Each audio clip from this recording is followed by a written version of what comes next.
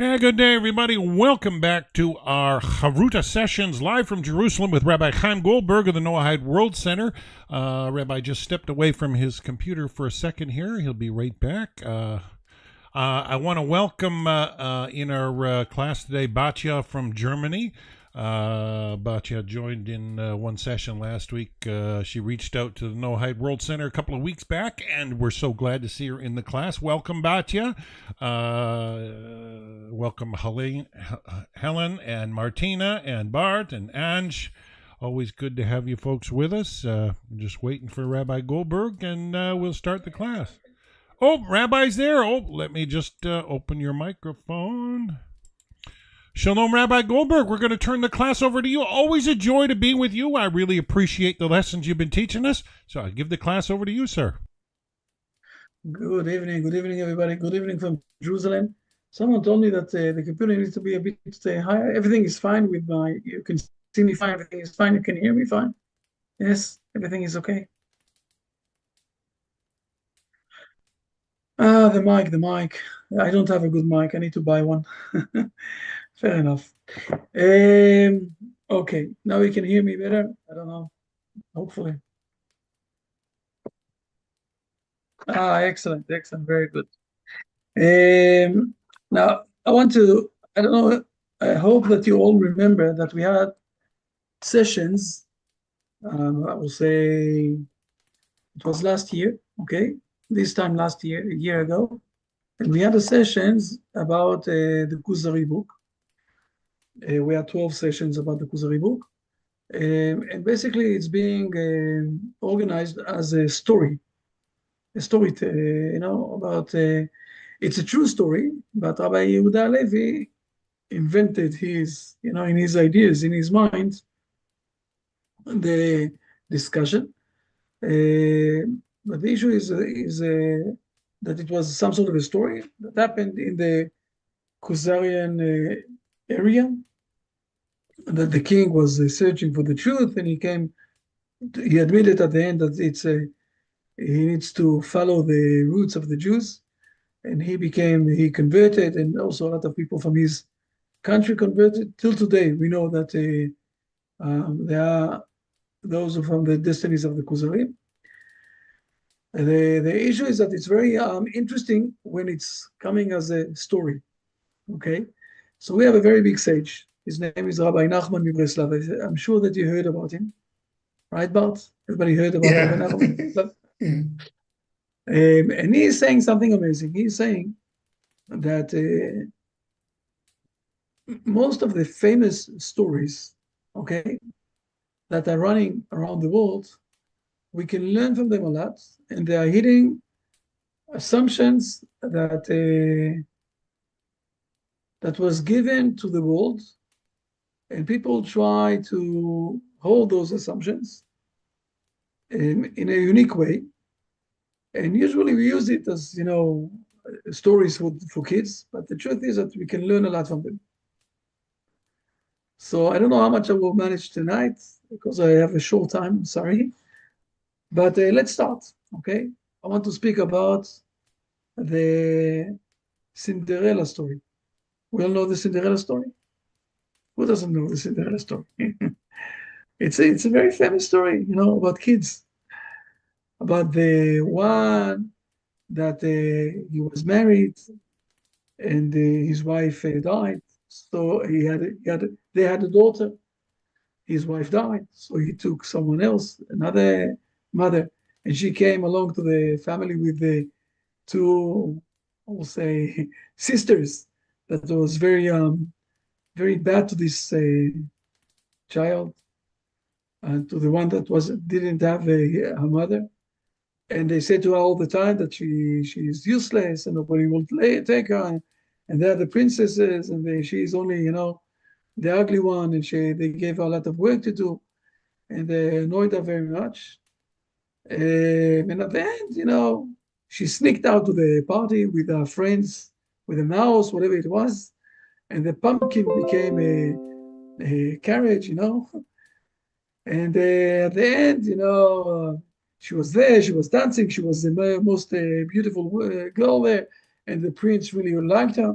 and she ran away at 12 o'clock at night, and the pumpkin became back a pumpkin, and she ran away at home, but she left the shoe.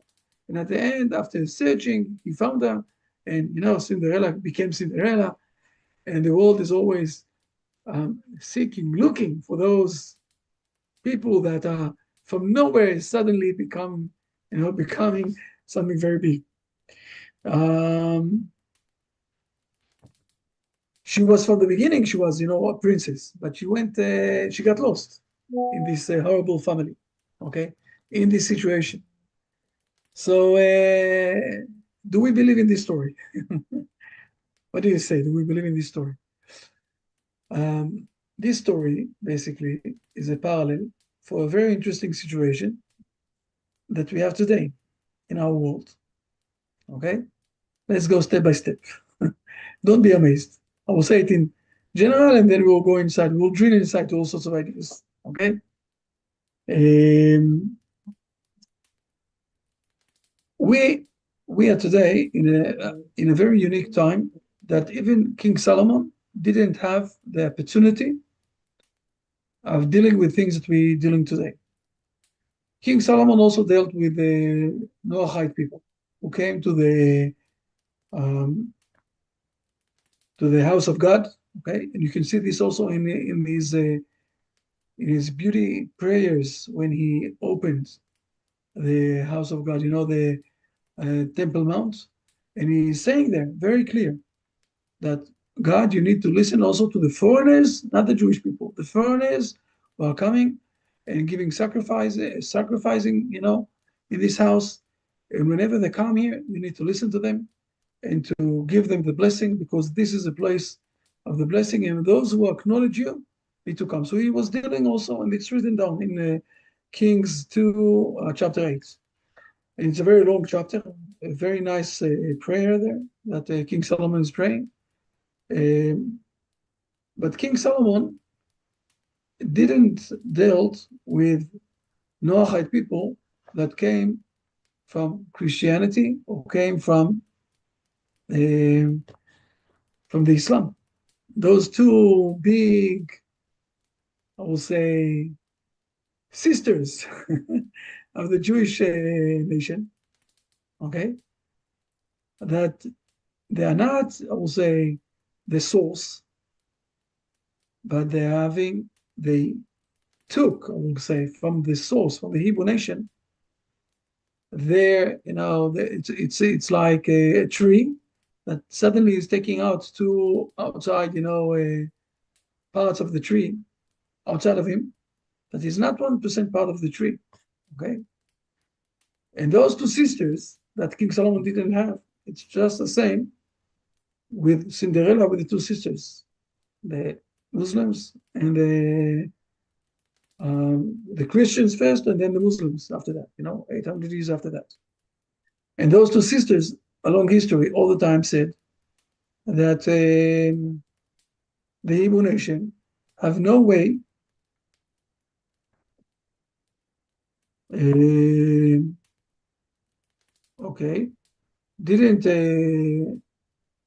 didn't agree, I will say it like that, okay, in any way that the main sister, okay, the original sister, have the possibility of living here with them.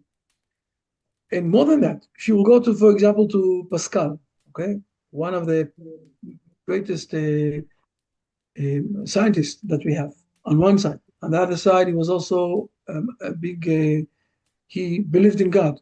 But he said, one of the things that he stated, that we can state from here, that the Jews are here only for being the slaves all the time, and to show to the world how much God neglected them.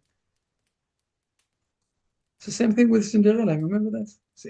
Starting to see how much is the same thing. Now, the most amazing thing is at the end, suddenly, the king is taking back Cinderella to his palace. The palace is, the Hebrew place. When I'm saying the Hebrew place, okay, let's share for more on the screen and show you that it's written down something that was very clear in the timing of Genesis. Okay, let's go for a moment to Genesis, and I will go to Genesis. Okay, I'm going to chapter 39 in Genesis. Dan, can you read something, or it's too much? 39, I said. Excellent, excellent. Okay, in chapter 39, it's the time that Joseph is inside the jail. Now, even though he is in the jail, the master of the jail is giving him a lot of responsibilities because everything that he's doing have the blessing of God. Okay, and it says here, Do you want me to start reading from 1? No. I think that we need to go to chapter 40. Sorry, my mistake. Yes. No. It is in chapter 39. I remembered correctly. Okay, let's go for a moment to the end of this chapter, after everything that happened, whatever it is, and then read those from 20 to 23, please. All right, from Genesis chapter 39, verse 20. So Joseph's master took him and put him into prison, the place where the king's prisoners were imprisoned, and he was there in the prison. 21. The Lord was with Joseph, and he extended charisma to him, and he gave him favor in the eyes of the warden of the prison. 22. So the warden of the prison delivered all the prisoners who were in the prison into Joseph's hand, and whatever they did there, he was the one who did it. 23. The warden of the prison did not inspect anything that was in Joseph's hand, for the Lord was with him, and whatever he did, the Lord made prosper. So we have here Joseph, who is neglected from his brothers, and then he was also neglected in his master's house, and then he was inside the jail. But even though you have the charisma, you have the beauty of God, okay, and the handsome of everything that he's doing. And then at the end, we all know the story. We're not going inside of the story too much now, but those two masters of the King Pharaoh was thrown to the jail, and they had dreams, and Joseph is solving those dreams, and then he's saying something amazing. Nobody really he's saying to the master of the drinks, okay, that he will go back to serve in the palace, and then you have a very interesting request from him. So please let's read 13, 14, and 15, please. All right. In another 3 days, Pharaoh will number you with the other officers, and he will restore you to your position, and you will place Pharaoh's cup into his hand according to your previous custom when you were his cupbearer. 14. But remember me when things go well with you, and please do me a favor and mention me to Pharaoh, and you will get me out of this house. For I was stolen from the land of the Hebrews, and here too I have done nothing for which they have put me into the dungeon. So we have here a very interesting definition. I was stolen from the land of the Hebrews. The master will say this to Pharaoh in the next chapter. He will say to him, there was a Hebrew man with us in the jail, okay, after 2 years.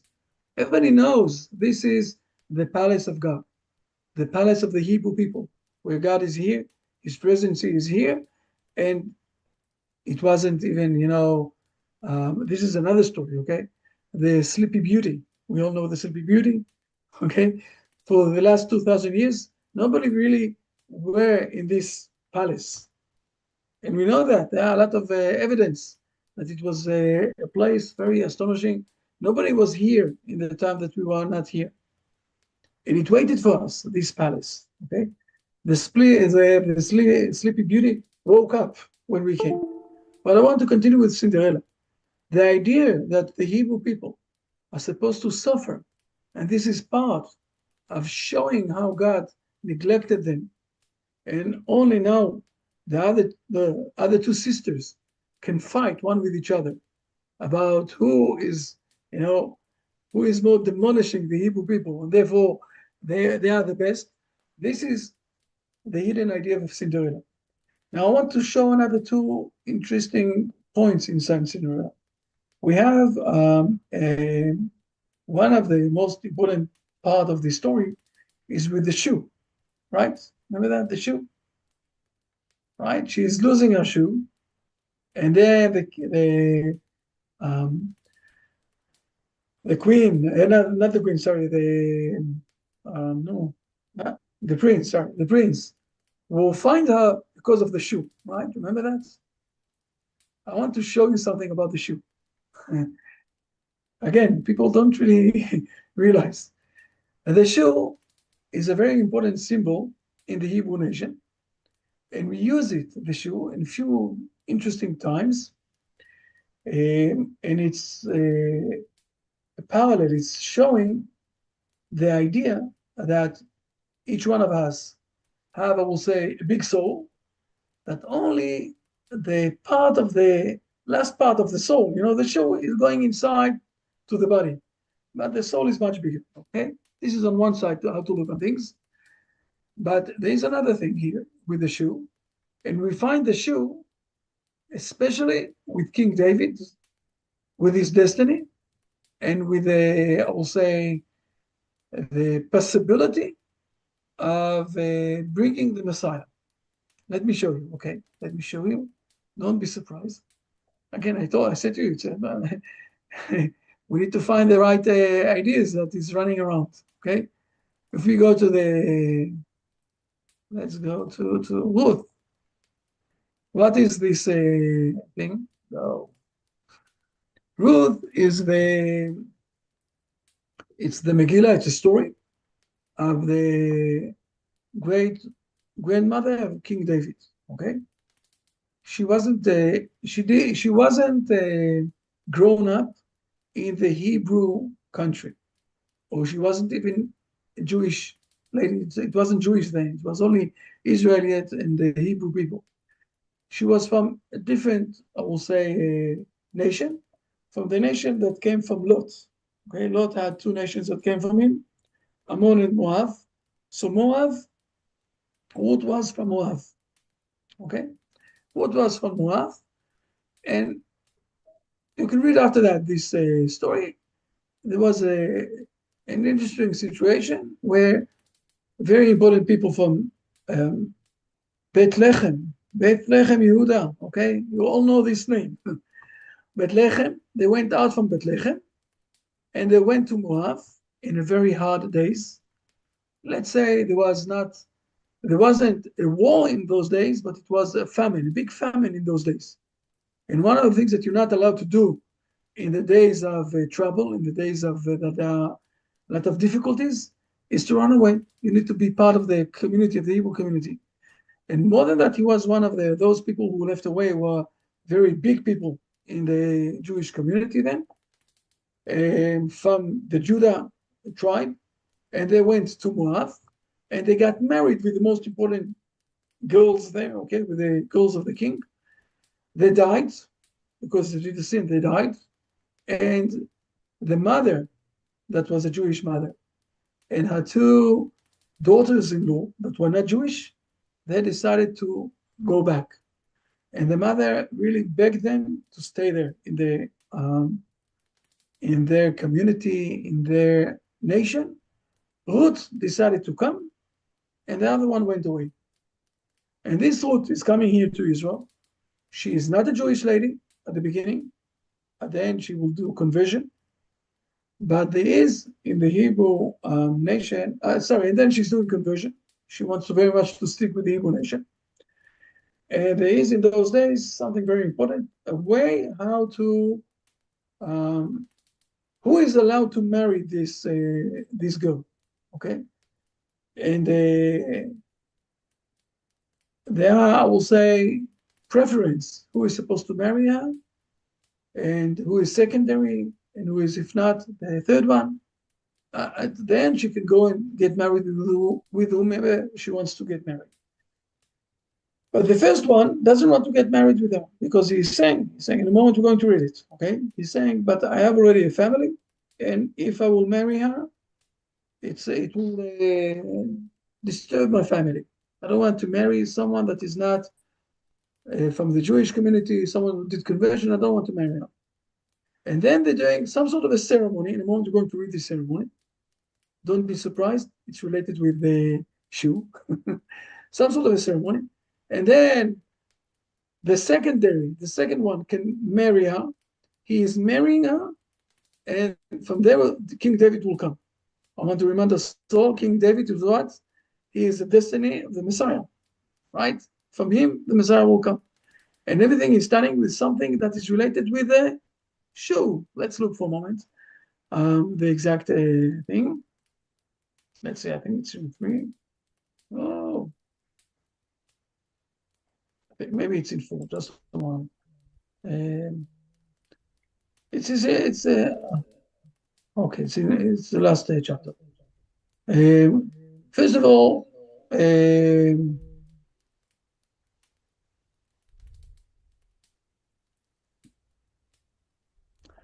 let's see verses 1 and 2. Okay, we in Ruth chapter 4. Okay, Let's Ruth chapter 4. And Boaz went up to the gate and sat down there. And behold, the kinsman of whom Boaz had spoken was passing, and he said, Turn aside, sit down here, so-and-so. And he turned aside and sat down. And he took 10 men of the elders of the city and said, Sit down here. And they sat down. So he's doing a court. But by the way, always when it says that they came to the gate of the town, it's the place of the court. And he's gathering 10 people. He's doing the elders, he's doing some sort of a court. And he's asking him, he's asking this guy. Please read verse number 3. 3. And he said to the near kinsman, Naomi, who has returned from the field of Moab, is selling the portion of the field that belonged to our brother Elimelech. Okay. And then he's saying to him but there is another one condition. Please read verse number 5. And Boaz said, On the day that you buy the field from the hand of Naomi and from Ruth the Moabitess, the wife of the deceased, you have bought it to preserve the name of the deceased on his heritage. Okay, so he's saying to him, you're not only going to buy this place, you're also going to take this wife, okay, Ruth, that came from Moab, you're going to take her as your wife. And the answer of this person is, read verse number 6.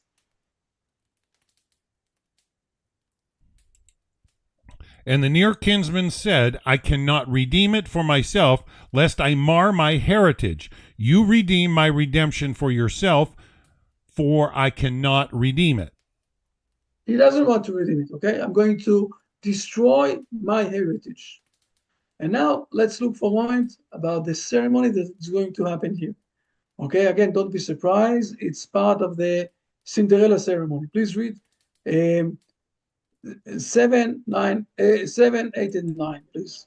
Okay. 7. Now this was the custom in former times in Israel concerning redemption and exchange. To confirm anything, one would remove his shoe and give it to his fellow, and this was the attestation in Israel. And the near kinsman said to Boaz, Buy it for yourself, and he removed his shoe. And Boaz said to the elders and to the entire people, You are witnesses today that I have bought all that was Elimelech's, and all that was Chilon's and Mahlon's from Naomi. So he did here some sort of a ceremony with the shoe. And then what's happening in verse number 10? And also Ruth the Moabitess, Mahlon's wife, I have acquired for myself for a wife to preserve the name of the deceased on his heritage, so that the name of the deceased not be obliterated from his brethren and from the gate of his place. You are witnesses today. So we have here a way of buying, I won't say it's not the right word, okay? Of getting bonded together, okay, husband and wife, through this story of the shoe. I think they took it from Cinderella story, no? Maybe we can say this like that also. So we have here, we're starting to realize, okay, that the Cinderella story is holding inside, hiding, very interesting, I will say, understanding. Today it's much easier to see. I want to have another stage of this, okay, another profound looking on this, okay. Part of our sages, especially 500 years ago, we have two sages that started to say that everything that happened to Job, we all know the story of Job, okay? Job had a lot of blessings, a lot of kids, a lot of, he was very wealthy. He gave a lot of charity around. He helped a lot of people. And one day, the Satan decided to check him up, and God allowed him to do a lot of things, to kill all of his kids, to take all of his, to do a lot of suffering, okay, also with himself in his body, okay, he had a lot of illnesses, but God didn't allow him one thing, you were not allowed to take his soul. And then he have very interesting good friends, 4 friends who were coming, speaking to him, explaining to him that he is suffering because he did a lot of sins, nobody really knows everything, whatever it is, and he's rejecting all of them. At the end, God is exposing himself to Job, sending him or giving him 50 questions, okay? 50 questions, the last 2 or 3 chapters at the end, you know. Where were you when when I created this world? God is only asking 50 questions. God is appearing himself only in front of Job, not everyone else. And he is giving 50 questions. And Job is saying, oh, now I understand everything. God didn't give any answers, okay? Only questions. And Job is saying, okay, I'm very comfortable now. And then God restored back everything. And he had again 10 kids and a lot of wealthy and a lot of charity and a lot of blessings to the world. He gave to everybody else. And you're starting to realize that we have sages who said that Job wasn't whatever happened. It's not the story that really happened. There are a few ways how to look on the Job story. And one of the ways that people are saying it speaks about the Hebrew nation.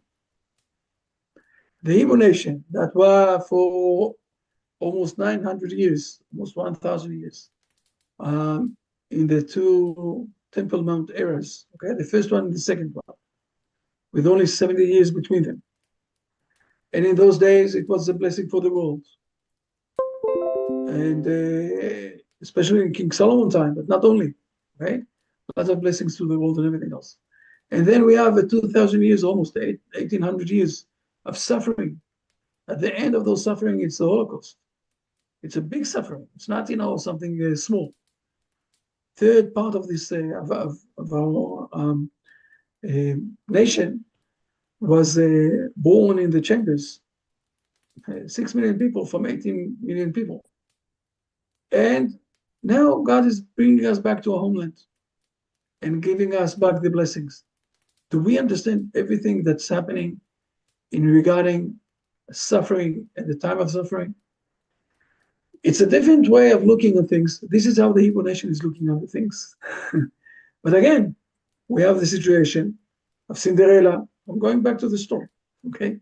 Cinderella story that starts with a very nice family that is living good together, and something is happening there where the girl is suffering for a period of time, and at the end, the prince is coming with the shoe, okay, and taking her back to the palace, where the palace suddenly woke up again to the kingdom, okay, of this, for the whole kingdom that was there.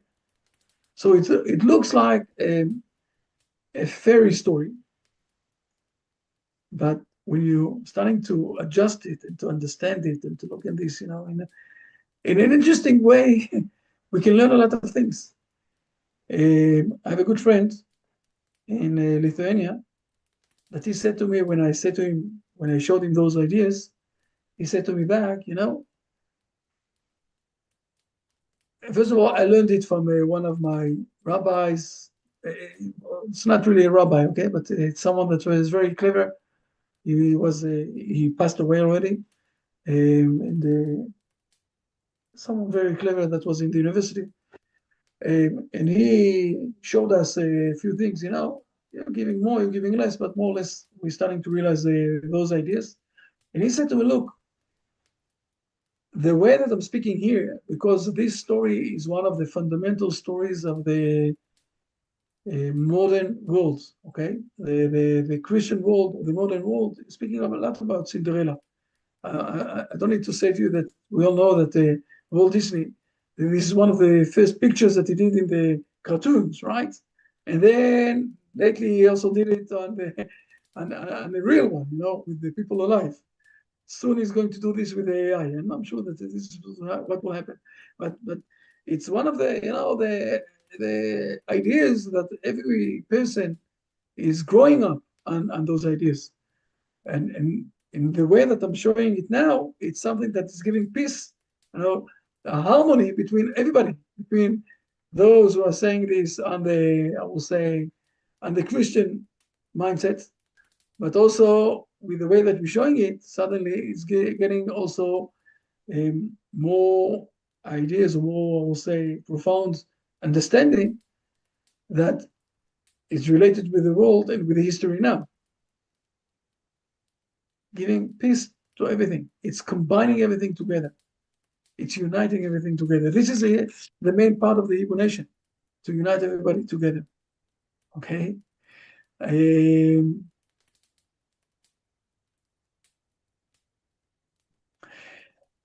Kuzari that I started with, he is saying in one of the places, we didn't read it together, okay? It's in part 4 of the Kuzari. He's saying that I will say the king, you remember the king there is a Gentile that at the end is doing also a conversion. But you have a lot of questions, and the Kuzari, the rabbi, is answering him. And in one of the times he's saying to him, it's in part 4, okay? If I remember correctly, it's 11, 12, 13 there, something like that. It will take me time to find. This is why I'm not opening it. If you want, I can open it. But the king is asking something very simple. He's saying, if we look, for example, in the days, I'm speaking about 1,200 years ago, okay, where it's been just before the Crusades. The Crusade was in the 1000, 1100, those times of Crusades. Let's go 100 years before, where you have on one side the Muslims in a very, already big shape in this world. And on the other side, you have also the Christians that also are very spread over in this world. And the king of the Kuzari is asking the Jewish, he's saying to him, if you say that God presence in this world, the Almighty, okay, you can see him here. For sure, you can see him today, or in the Muslims, or in the Christians, but you can't see them in the Jews. It's the most worst time of Cinderella, okay, of the Hebrew people in those days, 1,200 years ago. And his answer is, or Levi is answering, that those two tried to steal the Hebrew identity. So if you look at this from far away, it might seem to you in the dark that it's someone there, But when you're getting close, you see that it's only a statue. It's not something real. And this is the same thing. Now it's hard to see. It might be that we think, I'm speaking about 1,200 years ago. It might seem that this is a real, I will say, a person there. But when we will wake up from the darkness and we will get close to that, we will see that it's only a stolen identity from the Hebrew nation. And it's like the stone and the wood, okay? Someone who is building up a statue from the stone or statue from the wood. wood. By the way, the wood is it's compared to the Christians who have the cross of the wood, and the statue is the Kaaba. The Muslims with the stone in the Kaaba in the Saudi Arabian, where this is the main place that they are worshiping. And Rabbi Yudalevi is saying to the king, be aware, we are the real person, and everyone else is only trying to imitate us. There will be a time in the history where people will wake up and will see that it's only a stolen identity that is not something real like the Hebrew and what the Hebrew people are giving here to this world. I was this weekend with my family in some place, and there was on the wall, there was a very big picture, very nice one. And I'm sure that, someone, it took me 12 hours to realize that it was a wall painting. I was sure that it was, a painting that was someone painted a very nice painting and put it on the wall. No, it was a wall painting. And it's very, I don't know all the techniques, but there are techniques how to do a wall painting that when you look on this, it seems very, very real, very real one. And, we all know that there are possibilities of something like that, especially today with all of the AI, whatever it is. But it was someone did it, okay? It was, I looked, how did I saw that it's not a real picture? It was written down, I saw the signature. When I saw the signature, it was written down in Hebrew that it's not a real one. It's a painting on the wall. So I came to the wall, looked again, and saw, it's a painting on the wall. It's not the real picture. It's a real picture, but it's painted on the wall, And I touched the wall and I saw, yes, it seems like, inside, outside, whatever it is, but it's all a painting on the wall. It's the same thing, okay? Sometimes you can get confused. And you can live in the story of Cinderella and you are sure that, those two horrible sisters, whatever it is, that are treating very ugly the real Cinderella, the real lady, it's hard for us to be with her. But when you're starting to think about this story and the message that is hidden inside and looking what's happening today, starting to realize that maybe we are organizing, or I will say we're implementing inside our world in behind the scenes, I will say like that, in the background of our mind, the preparation of the story of the Hebrew nation doing redemption.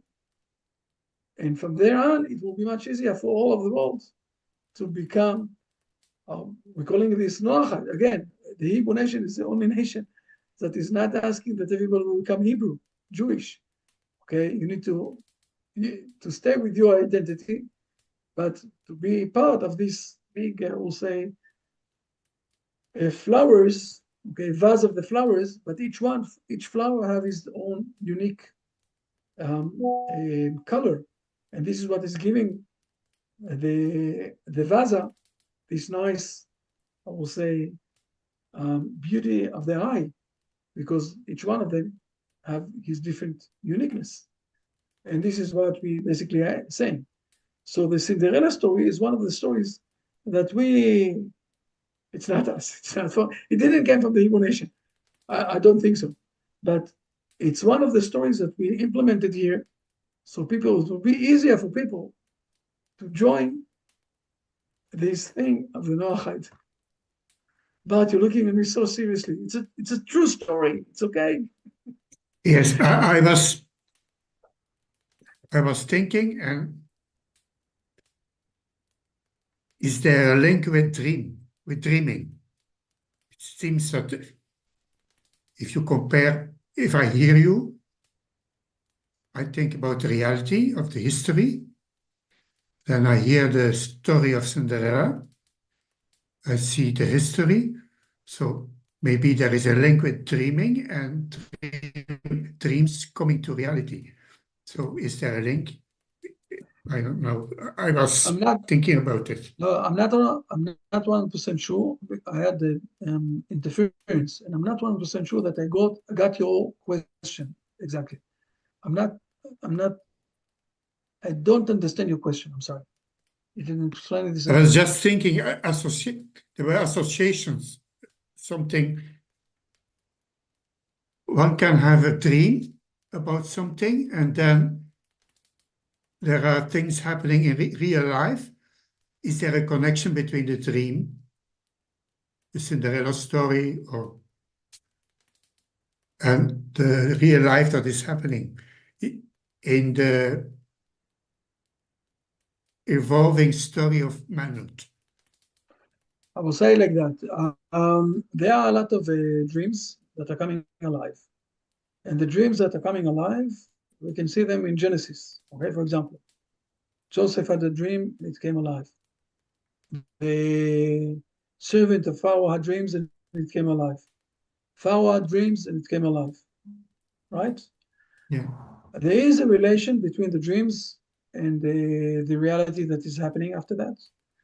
And there is also today a science about it that,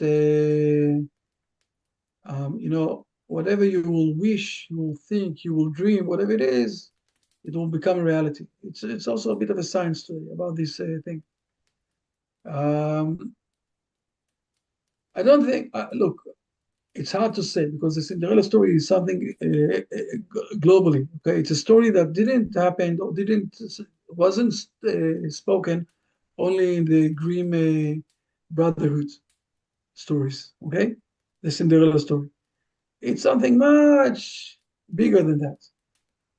By the way, for example, I'll take the Pinocchio story. I won't go inside to other stories. Okay, too much. I spoke about Cinderella story and I spoke also about the Sleepy Beauty. Okay, those two stories I mentioned. The Sleepy Beauty I mentioned, by the way, it's related to the Hebrew state, to the land of the Hebrews. Okay, that was sleeping for 2,000 years until we came back. And I spoke about Cinderella much more in a wide way. If you will go, there is also research about those things. The story about Pinocchio. Okay, the hardcore of the story is in few cultures that in the old days didn't have really connections one with each other. And the question is, what is the source of the story? The same thing is with Cinderella. The same thing there's something like 15 or 20 stories that are running in this world, a long history, that the hardcore of those stories are always the same. And there are in few places in the world that some of those places didn't have any connections in the old days. And suddenly you find those stories in the same places. One of the stories, by the way, is a story of the flood. The flood that we have today, I saw in my eyes, okay? An 800 pages book that is showing how, the Atlantis. What is the Atlantis story? You know the Atlantis story, right? It's also a story about flood. Yeah. The story about flood. Okay? The story about the flood, we read it in the Bible, but we know that it was also in other places. So we say today, okay, that most probably there was a flood that infected a lot of people that got spread over, and everyone, I will say, saved this story in a different way, or in a different aspect, not different way, because it's the same story is the same story, okay? But the same thing is happening with the Cinderella story. The same thing is happening with the Sleeping Beauty story. Cinderella was written in the year 1697 by a gentleman named Charles Perrault, the original story. He wrote it down, but the idea was already around here. People saw it. Bart, there's a word called... to define it, to write it, and whatever it is. It's called intertextuality. There's a word called intertextuality, and the notion of intertextuality is that everything that we write about today is formed from ideas somewhere intertextually in the past. In other words, to come up with truly an original thought is getting rarer and rarer. But if you get into Hindu philosophy and the way ideas could connect in the soul realm. Kabbalistically, I think the idea of the way things filter down into this world, there's probably baseline to understand the way ideas materialize. But realistically, people need to be on guard against delusions and illusions. There's a big difference between something concrete and something abstract. But the way an abstract idea comes into fruition, there's stages and processes.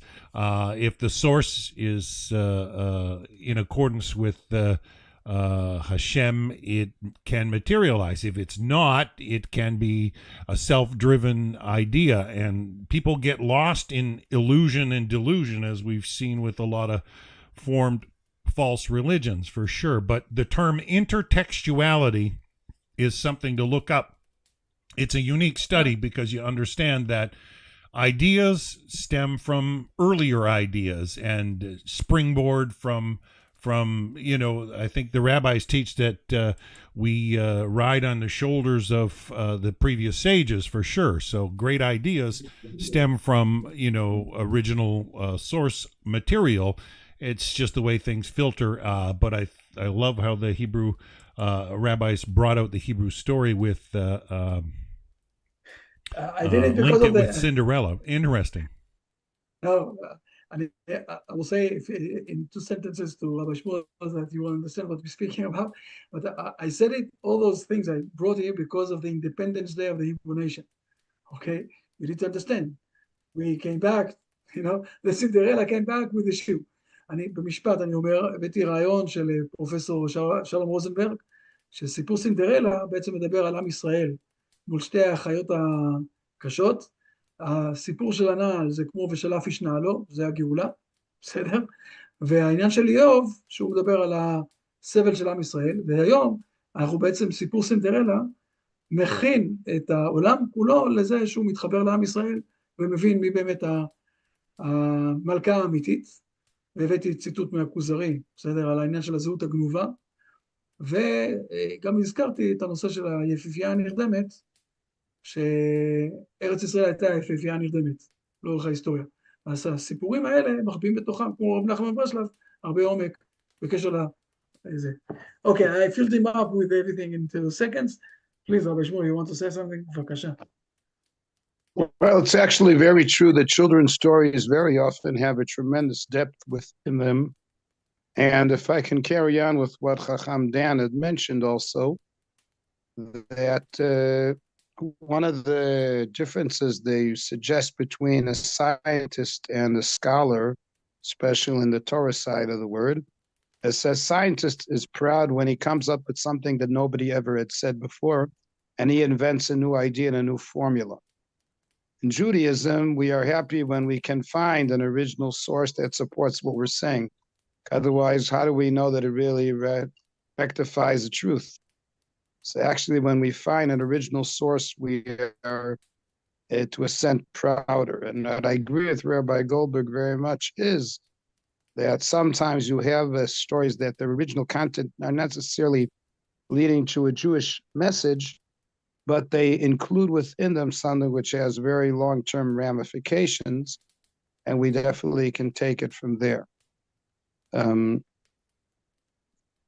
It is indeed quite remarkable that the main change that occurred with the birth of the state, in my opinion, is to realize where we were 5 or 10 years before and where we ended up being after. On Passover, one of the fundamental principles is that one starts off speaking about what was negative, and then you see the positive later. And when you have to make the comparison of the drama between the very low-key situation that we were, and during the Holocaust, the Jews were literally on their knees, and all of a sudden to stand firm and be remarkable success worldwide, especially in the pretense of a 77-year procedure, is something all the more remarkable in its context. And as I say, I mean, if the achievements that we have today would have been occurring 150 years ago, it may not have been surprising. But the situation that we were during the 40s of the 20th century, and where we even were in the early period of the 50s of the 20th century, is such a remarkable change. When you take a baby, for example, you want to go with the Cinderella, go a little bit of a slightly easier thing that I can come to terms with. You take a baby who just on an ultrasound as a fetus barely has anything, and all of a sudden 5 years later the child becomes totally brilliant compared to where they were. It's almost like jumping from 0 to 90. Yes, of course, that between the ages of 5 and 25 there'll be a gradual growth all the time. But the greatest change is actually from 0 to 5, and everything that comes up later is a follow-up of that. And I think I have that feeling. I imagine Rabbi Goldberg is reading me. I didn't ask him about this before, but despite the tremendous growth in the last 15, 20 years, I still have that feeling and appreciation of the early years, because in the early years, the change was all the more dramatic.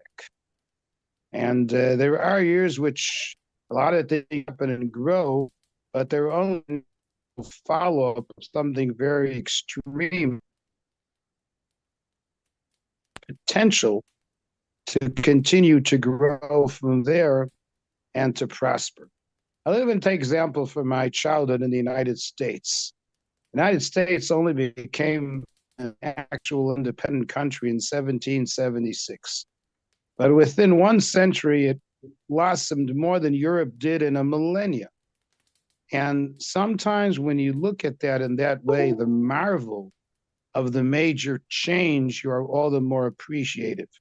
In our relationship towards God, I think that is a fundamental word of thanks, that when you see the dramatic change, this is something that is so obviously ingrained in the divine support.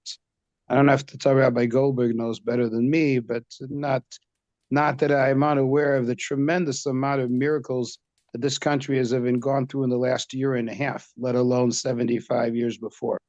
It's as if we have started all over again. So many miracles that occurred, even one that occurred today, which could have been pre-hazardous. And I mean, it's even difficult for me to imagine, I'm saying to you, ladies and gentlemen, it's difficult for me to imagine that anybody who knows what's going on and even reads the very basic news as it goes through and doesn't appreciate the divine miracles every day that are occurring.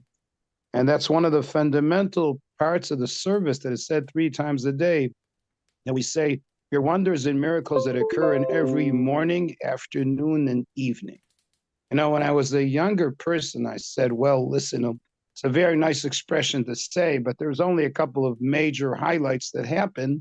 So to say that we feel that feeling every morning, afternoon, and evening seemed to me a little bit far-fetched. But if you take some of the periods that we have undergone, especially in recent years, but not only, you only have to be ignorant not to see the morning, afternoon, and evening drama as it shadows and comes out. That's, I'm not saying that in any way I'm adding much to what the rabbi was saying, but I feel it's a very fundamental issue of faith. And because you as a group are getting more and more involved, all you need is to have, as they would say in Hebrew in an unfair translation, is to adjust the correct glasses that you'll be able to look and see. In other words, I've been wearing glasses for over half a century by this time. But you don't have to go to an optometrist to get the correct outlook on the world. You need something which is a very fundamental basis of faith. And then even without going to the optician or optometrist, you'll have a more natural and positive outlook about what is literally happening.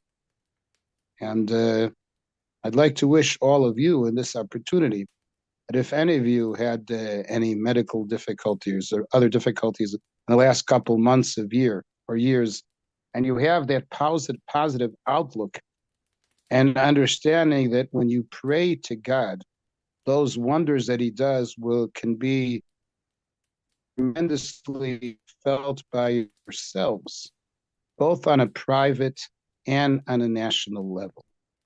And it's really dependent on our outlook.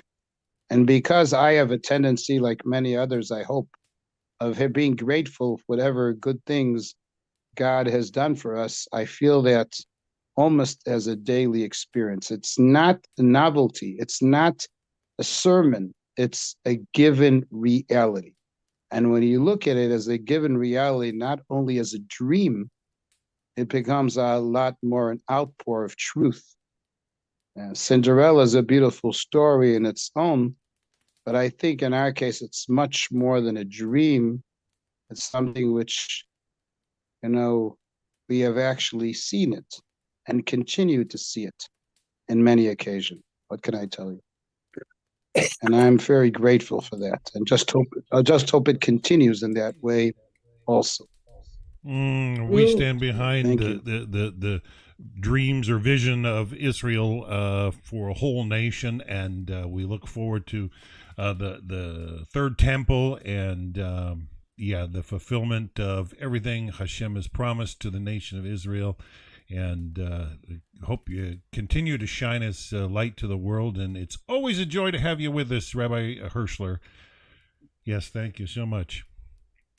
Does anybody in the group have any questions? I want to tell you, just to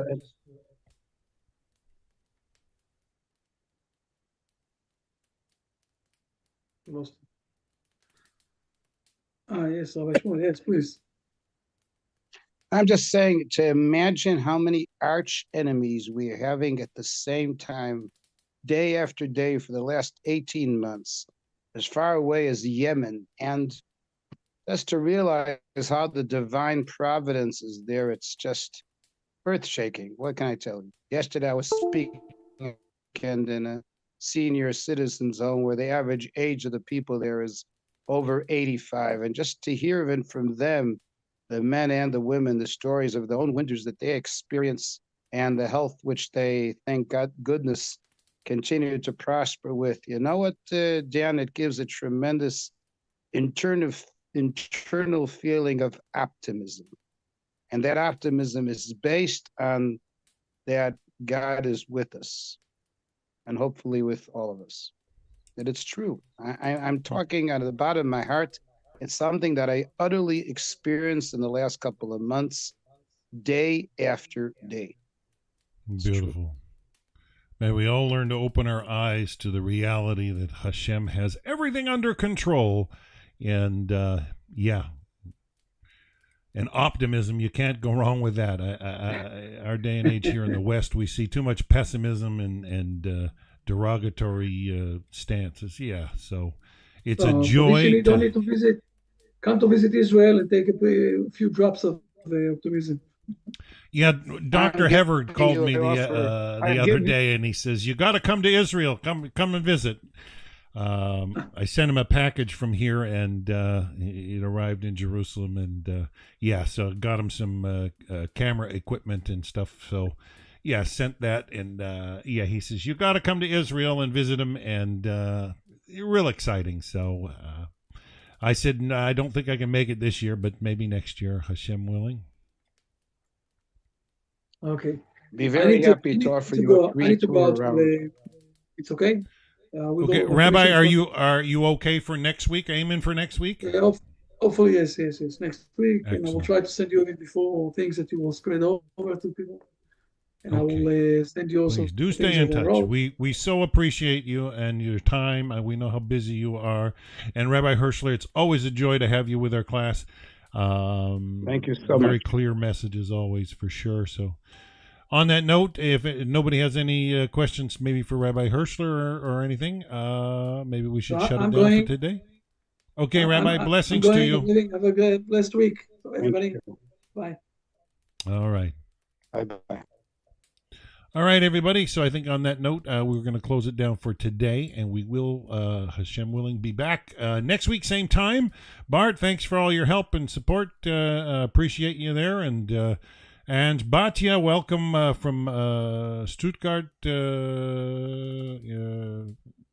Helen, Martina, always a joy to have you with us, and everybody that joins in. Till next week, everybody, have a wonderful, wonderful week. Bye for now.